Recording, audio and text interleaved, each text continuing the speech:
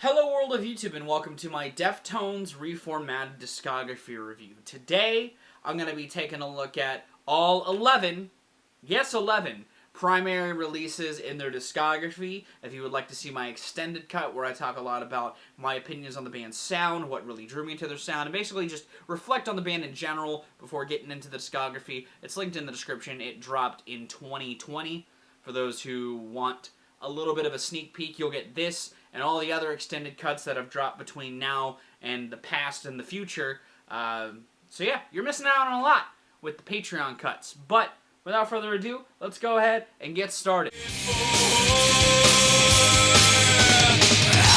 Johnny, why are you talking about like LINUS? It's on your bottom anyway, because I feel like it's noteworthy for a few reasons. One, demos do a good job. If it's a public demo like this or like Meet, Feed, Kill, Repeat, they show the band's genesis. They show where the band's sound really started. And I feel like they're an important piece to talk about in a discography, even if sometimes they end up on the bottom. If it's a readily available one, I'm going to talk about it. And while Like LINUS is easily their worst album, release anyway, because it feels directionless, it still does some interesting things sonically.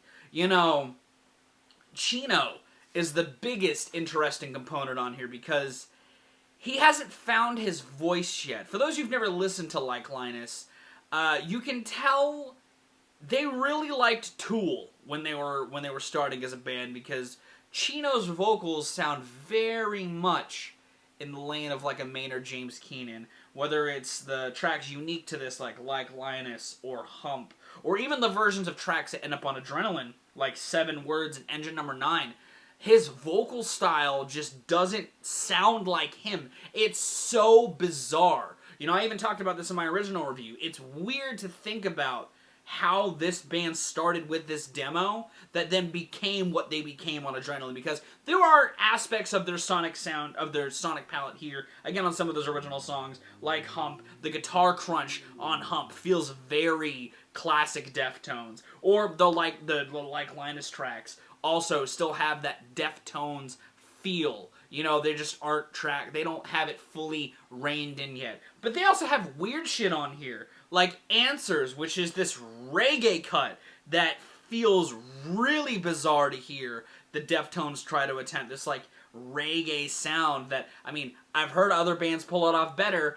Deftones don't wear that sound all that well, in my opinion. But I mean, this is interesting, at least. It's an interesting demo, and I feel like if you're a fan of the Deftones, if you've never listened to Like LINUS, I feel like it's at least worth a shot. Yes, the production sounds like ass, but it's a demo, and I can overlook that in the context of what it is. You know, it's still an interesting piece of the Deftones' history, because sonically, they clearly didn't have their sound picked out yet. Because even tracks that I think fit in the Deftones sound, like Hump, have other things going on that I feel like they would harness a little better on other releases. Abe's drumming on that track feel more like Soundgarden drums than they do Deftone drums. The bass work is really great on that song, and I feel like it would fit really well on Adrenaline, but the sonic components just aren't completely in a realm where it feels like the band being what they became. You know, and I feel like it's an interesting point to get to. It's a heavy point of interest. You know, I wouldn't say it's worth it if you're only like a passive Deftones fan, but if you really like the Deftones and you've never listened to Like LINUS, I highly recommend it. It's honestly at least interesting and worth discussion if you're a fan of the band. It may be weird to put this at the bottom because it's their debut, and there's clearly one other record that I feel like people dislike more than this. But my issue with Adrenaline as time has gone on is more just how standard it all sounds. It is a great foundation, don't get me wrong, because they build upon this foundation so very well on the next 2 records to drop in their catalog, and even expand upon it into completely different realms on that 3rd record. And while this album even expands upon their demo incredibly well with the tracks that are here, like Root and 7 Words and Engine Number 9, all being staple Deftones cuts, the intensity on there is so very potent. And there are tracks on here like Bored that feel like them sort of planting seeds that they would flesh out on Around the Fur so much more.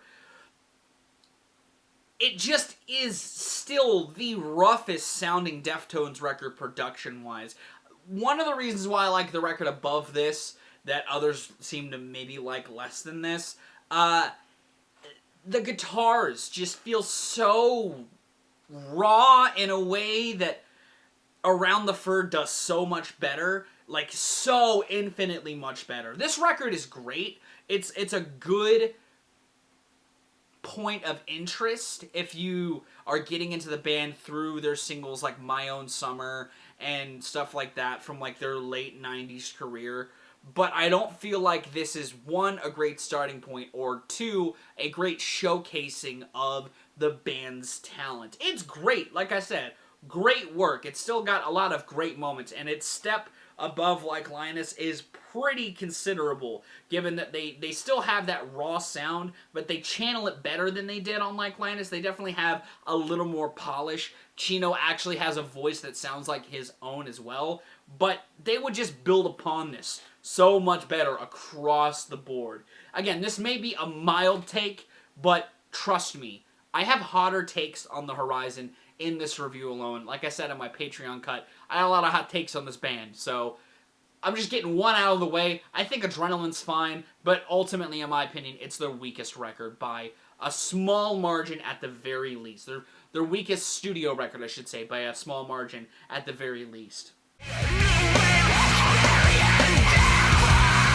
I feel bad for this record because it's clearly the band wanting to take some of the ideas that they found on White Pony and do something more with it.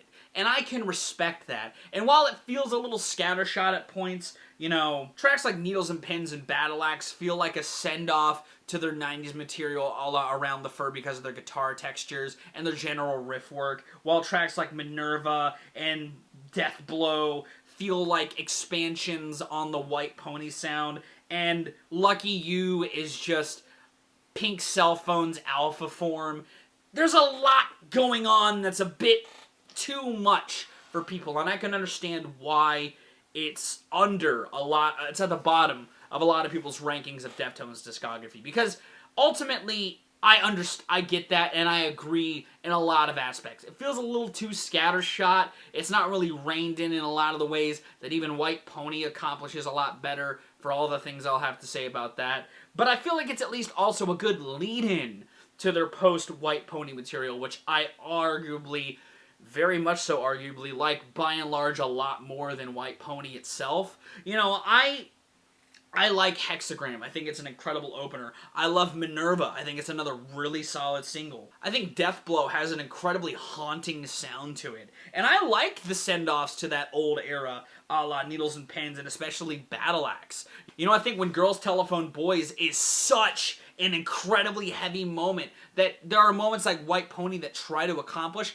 but I actually think accomplish it a little bit better. It has this super raw, angry sound to it that I think is incredible, but the record is just a little too directionless. I feel like this is a great cherry-picking experience, because if you like post-White Pony material, you'll like stuff on here. If you like pre-White Pony material, you'll like stuff on here, but you may not like both of those components together, and I feel like they meld those two components a little bit better on other records later on down the line. But this is at least a good cherry-picking point in their catalog, if you ask me.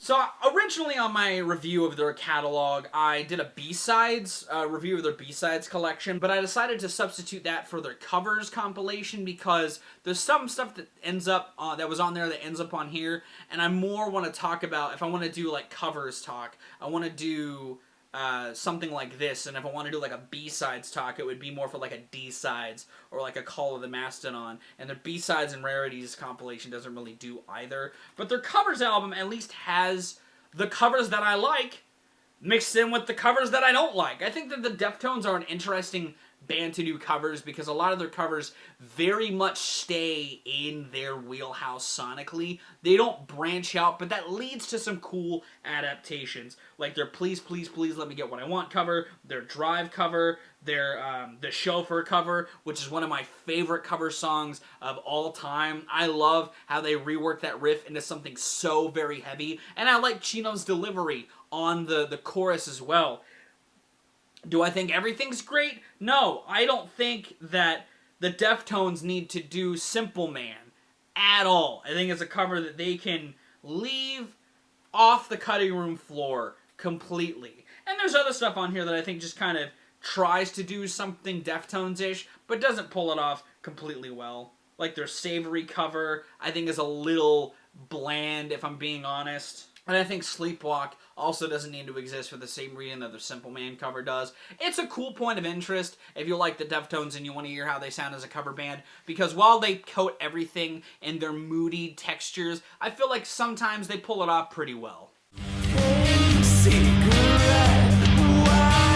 I'd be lying if I said that I didn't love this album when it came out, but it definitely has lost its luster to me as the years have gone on. I still think it's got cool ideas, and I feel like for them trying to meld their old sound with their new sound, a la their self-titled record, this comes across a lot more gracefully. You know, tracks like the incredible opener Prayers Triangles or Geometric Headdress do a good job at melding the production and the guitar with the grandiosity seen on records like Diamond Eyes. And I even like tracks like Hearts and Wires, which try to inject a little more uniqueness into the sounds of the album, as does the title track. But I feel like by and large, this record is very forgettable. There's not enough tracks on here that wow me, even in the same regard that their self-titled does. Even when their self-titled has tracks that sort of can maybe muddle together, they at least have this cohesion with their sounds because they're doing two distinct styles split. The merging of the two, while leading to some cool experiments, ultimately falls flat because a lot of them just aren't completely memorable by the time you finish spinning the record a couple weeks later. You know, it's still cool, it's unique. I like that they brought in someone like Jerry Cantrell into the track with them as well. I like that they're at least still trying to experiment as a band this late in their career, but I just don't think all of the experiments came through as memorably as they may have initially. I feel like if you enjoy their self-titled and you want to see them try it again but better, listen to Gore. Or if you've listened to their self-titled and you want to do that, listen to this. You know, it's another point of curiosity. If you like stuff like Kono Yokon and Diamond Eyes and you want to see them try to inject their old sounds, this will be an interesting point to get to eventually. I don't think it's as castable to the wayside as their self-titled is, because it's at least a little more cohesive. It's just not as, it doesn't pop as much as some of their other work. It's fine. You know, it's very fine. I know that I was hyping it up a lot when it initially came out, but I'll admit, it's a record that hasn't stuck to me as much as I was hoping it would. So, let's talk about why I don't like White Pony all that much. I get it. I get why there's a certain type of Deftones fan that likes this record. I understand why the general majority like this record, because the production is great. This is one of the best produced Deftones records by and large. But if I'm gonna be honest, a lot of the songs just aren't interesting to me. I hate Back to School, and I hate that they used Pink Maggot as a reprise for it. I think Korea tries to inject electronics in a way that would be pulled off better even on their self-titled record, and done incredibly better on Saturday Night Wrist and Diamond Eyes. And I'll be honest, I'm gonna be dishing another take, I guess. I hate Change in the House of Flies. I think it's one of the most overrated singles in the band's career. I hate it so much. I think it's one of the more boring soft moments in their career, and I just don't like the song. I think it's very bland. I think it's very, very bland. And while I appreciate it for putting the Deftones that much higher in the popular consciousness, I hate that it's lingered when they've written much better songs than it in this vein. Do I think the album is bad, though? No. I just think it's overrated. That's mostly my big beef with it. Like, it's obviously not their worst record. I would be a fucking moron if I said that, because there are great moments on here. I love Digital Bath. I think it's a hauntingly dark song. I love the intensity on Elite. I even like Prescription Queen and Street Carp. I think that they have great tunes on here. I think the pacing of the record is a little jarring as well. I feel like you could rearrange the tracks to give the record a little more ebb and flow, but I get why this record in general wowed people, especially when they brought in someone like Maynard James Keenan. I think that that's a cool meeting of their demo days in with the modern sound that they had finally purged onto their own post that. But I like Maynard and Chino's, chemistry on the song. I like components of this record. That's why it's in the middle of this ranking. It's not on the bottom because they've done more forgettable and worse things. But this has similar issues that their self-titled has as far as pacing. It has songs that I just don't think are very good. And while it has moments that shine, I don't think it's as good as everyone else makes it out to be. This is probably gonna be regarded as my hottest take of the video by and large to a lot of people, and that's fine. I just don't... It's not that I don't get it, I just don't agree with the hype. Do I think White Pony is a cherry-picking experience? It is for me, but I get why some would want to start here, and I feel like if you enjoy heavy music, listen to White Pony, because I feel like you probably will get a better experience out of it than I do. I understand that I'm in a majority with this record, but I feel like I have to be honest, I have to be true to myself, and if I'm ranking this album, I'm putting it in the middle. But I understand why some, if you listen to this record after this review, you may like it more than me. And I feel like if you like alternative metal, if you like bands like System of a Down, and you want to hear what a different band, if you've never listened to Deftones, I don't think White Pony is a bad starting point, because it has sounds that are reminiscent of Around the Fur, while also sort of trying to pave the way for bigger sonic boundaries that they would be pushing in the following decade. It's solid. It's very solid. It's just not A tier to me.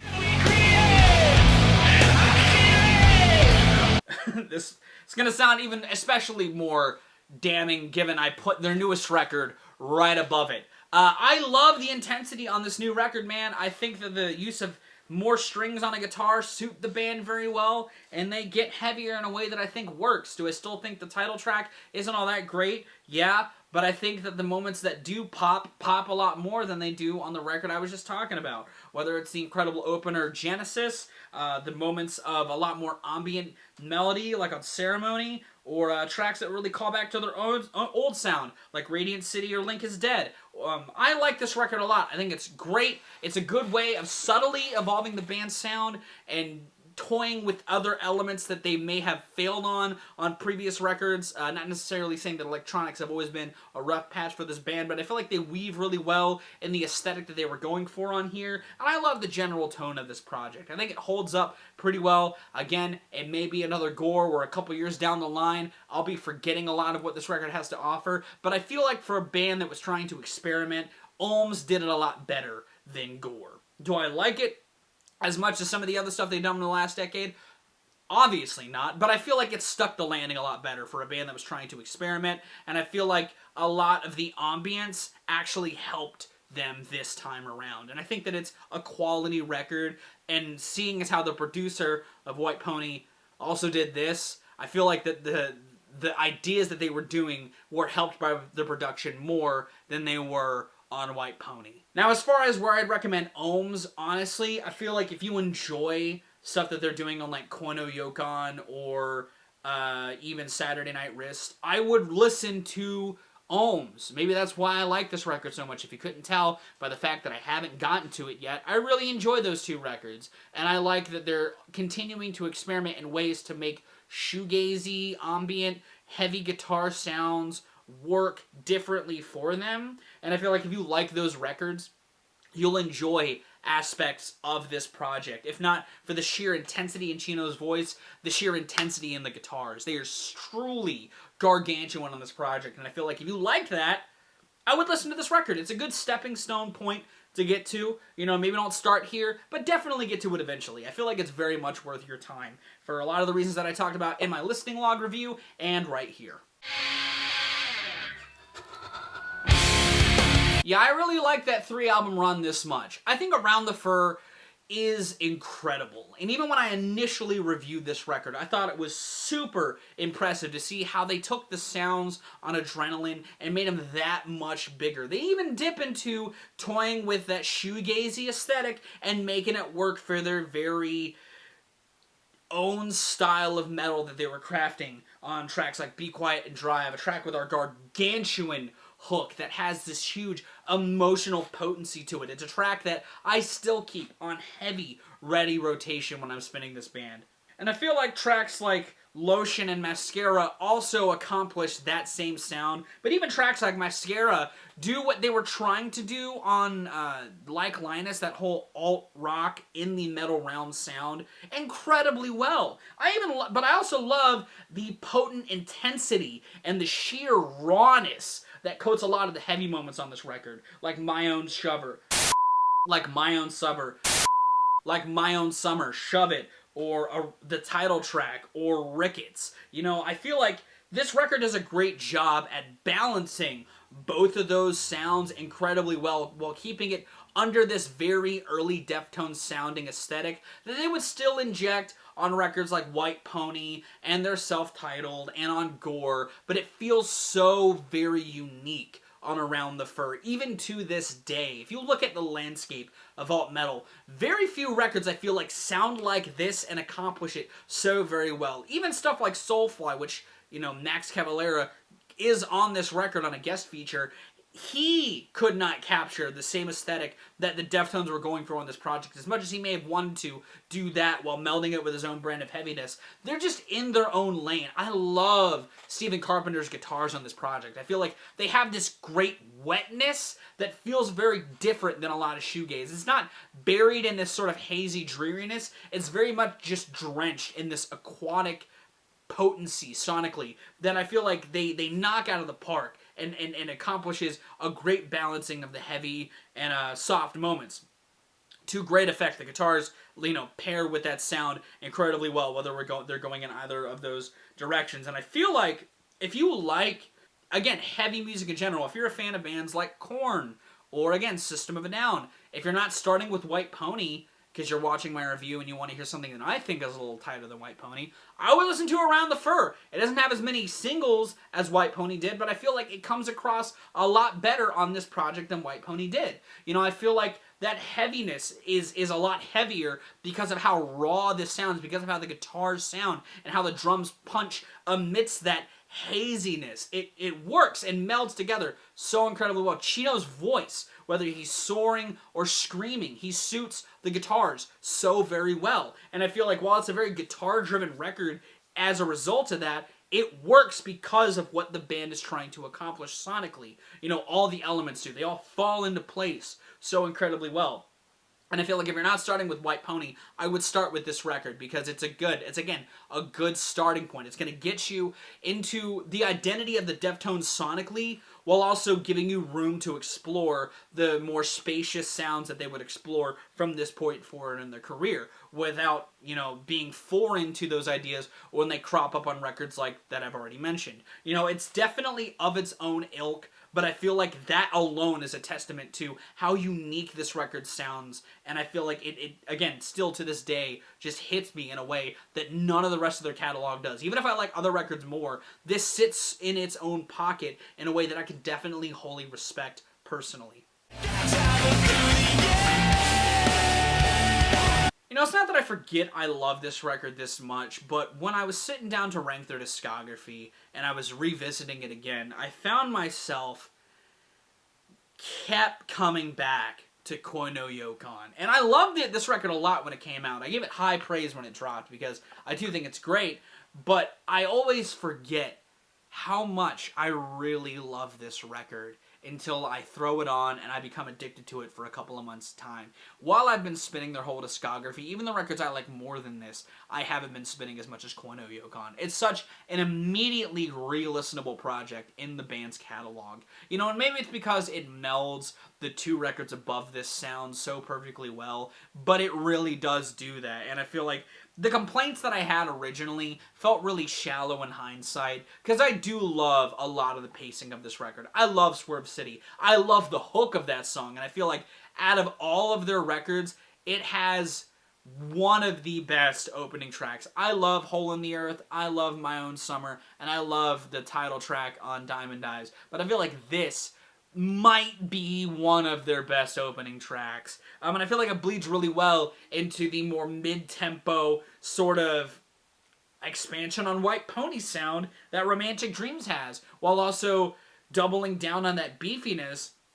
They also keep the space super open for grandiosity. You know, and there's other tracks like Leathers that also do that, or Rosemary, that have this heaviness to it that feels unparalleled when when comparing it to the records that I've already put below this on the ranking. It's definitely a tale of expanding upon Diamond Eyes in ways that are incredibly satisfying, while also having tracks that are super fucking heavy and fast, like Poltergeist or Gauze, which just pummel the listener with these intense drums and this incredible riff work by Steven, while Chino does his own thing vocally. I love this record a lot, and I feel like I don't know if it's underrated, because I don't really know where people sit with this record, and also there's other records that I like more than this that are very underrated in the band's catalog, but I feel like people don't talk about Koi no Yokan enough, because it's a record with a lot of good ideas that expand upon a lot of what the Deftones were doing very satisfyingly.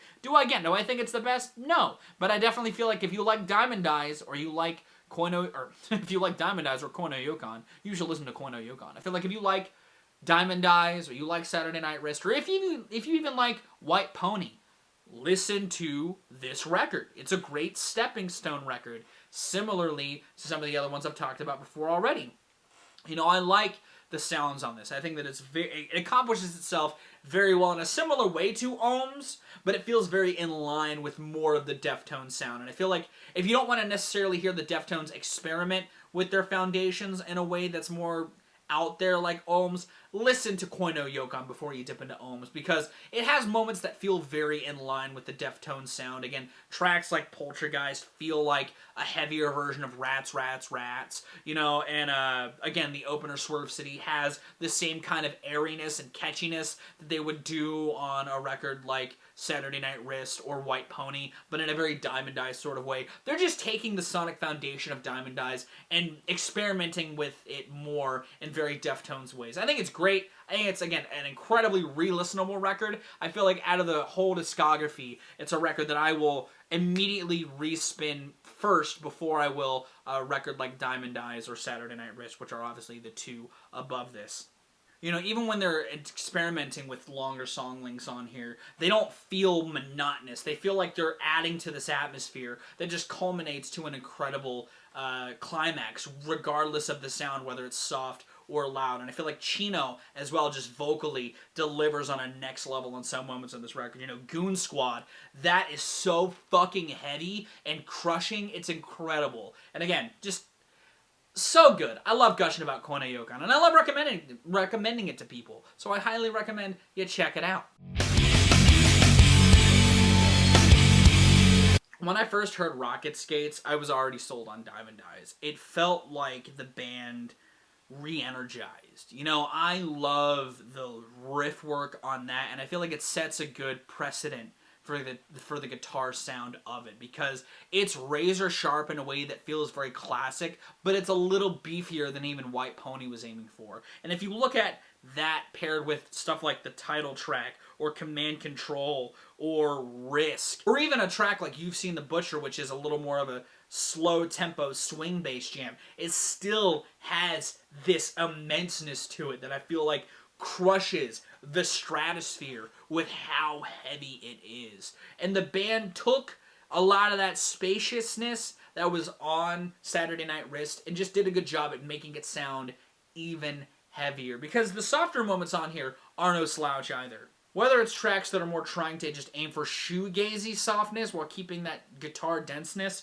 like Beauty School or Prince, or something that's just outright serene and calming like Sex Tape, in a very sensual sort of way. They hit everything so very well. This record is across the board a classic in my eyes. It's one of my favorite records of the decade. If you didn't know, it's one of my favorite records of all time. If you didn't know, I love the heaviness that's here, but I love how they juxtapose that with its softness. And I feel like they, again, expanded upon the foundations of the record that I'm going to talk to next into this beautiful, heavy experience that I don't think anybody was expecting when the band was coming back post Chi Chang's accident. They seemingly felt like they were reborn with life with this record in a way that Saturday Night Wrist didn't feel like a whimpering release by any stretch of the imagination, but this just feels like the band throttling back to purge their own aggression in a way that I feel like is incredible. You know, I like this record a lot, and the more that I spin it, the more that I just keep getting latched onto it, and I feel like it's not a good starting point. I don't feel like you should start with Diamond Eyes if you're getting into this band, but I feel like it's a good companion piece to albums like White Pony or even Saturday Night Wrist if you want something a little bit heavier than that, you know, or if you want to hear, you know, if say you're a new person who's only heard tracks from like OHMS and you want to hear that heaviness in a much more harnessed fashion, listen to Diamond Eyes. It's a good gateway, but not in the same way that like Around the Fur or White Pony are. It's a good stepping stone if you're wanting to get into the band across the board, but it's a good gateway into that early material if you're getting into them from their later work. It's great across the board, but I feel like it's, again, not a good starting point. It's got cool ideas, got really razor-sharp guitar work, and again, Chino's vocals are in fucking tense on a lot of this record in ways that I like on Saturday Night Wrist, that they didn't really fully accomplish on some aspects of their career to this degree, but I love this. I think the hooks are great. I think that the imagery on it in general is incredible, and I feel like it's a great place. It was a great evolution of their sound that I feel like helped throttle them into this decade with style in a way that I feel like I certainly wasn't expecting, but I don't think a lot of fans of the band at the time were expecting either. It's a record that I love showing to people, and I feel like it's definitely very much worth your time. So, I know this is a weird take to have, but this is a classic in my eyes. I understand that Pink Cell Phone is on here, but that's the only track that I could ever see anybody justifiably shit-talking. This record is fucking incredible. I love the spaciousness that they expanded upon from their self-titled perfectly, like on Up, Up, Down, Down, Left, Right, B, A, B selects the Konami Code song. I love Cherry Waves. Cherry Waves is one of the best Deftones songs, whether heavy or soft. It's beautiful. The imagery in the chorus when the guitars come in is fucking perfect. Rats, Rats, Rats is another top tier Deftones song. It sounds like them actually doing the Glassjaw thing. You know, a lot of people say that Glassjaw kind of sounds a lot like Deftones, and with a track like Rats, Rats, Rats, that's where I feel like a lot of those comparisons kind of feel notched on the head. I love Chino's vocals on that song. But I mean, even the tracks that sound more like Deftones expanding upon White Pony and self-titled tracks like Hole in the Earth and Rapture, or the great collaborative song of Mine with Serj Tankian is great. I love the synthesized sounds that come in the climax of that song. I love Xerxes. It's another great soft moment as well that sees them keeping that spaciousness from the self-titled, but harnessing it so much better. You know, this record is awesome. It's so very awesome. Even the tracks that I feel like sonically feel like, again, reflections on their early stuff like Kim Dracula come across a lot better on here than they did on White Pony and the self-titled. It's a record that I understand people not liking Pink Cell Phone, but it's weird to see people hate a record that I think is so incredible so much. It's a record that a lot of people view as another one of their worst, but I'm just not that guy, man. I think Saturday Night Wrist is incredible,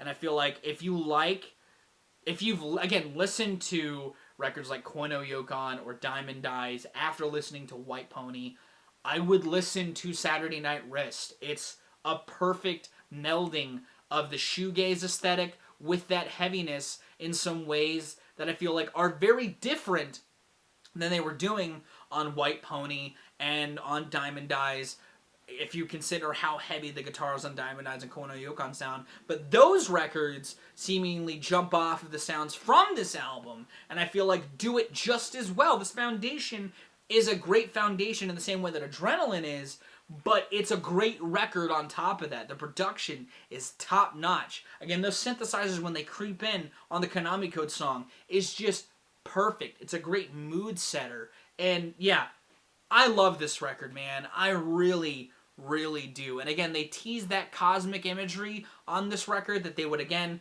toy with throughout their career from this point forth, and it's incredible. I love this record, and I understand if you don't like Pink Cell Phone, but I just don't get the hate for this album. I really don't. It's so great. And I know, again, because I'm saying this, it's a hot take, but it's my take, it's my opinion. This is my favorite Deftones album. I understand if you disagree, but I respect that you may like White Pony more than me, so I'm going to settle it at that. I don't think Saturday Night Wrist is a good starting point, but I feel like it's a great record in its own regard. And I feel like it's a point to get to, if only because it's my favorite record in their catalog and helped make the foundation that they would build upon for the last decade. And those are my thoughts on Deftones' discography. I know you probably disagree with me somewhere, but let me know in those comments down below. If you liked this review still, give it a like. If you want to see more of my music, gaming, and general review content, be sure to subscribe. Special thanks to my patrons if you want to join the ranks to get early access to content, exclusive content, or to help drive the community. It's linked in the description. I'm going to get out of here, though. I've been Viral Rack. You guys have good days, lives, and situations, and I'll see you another day.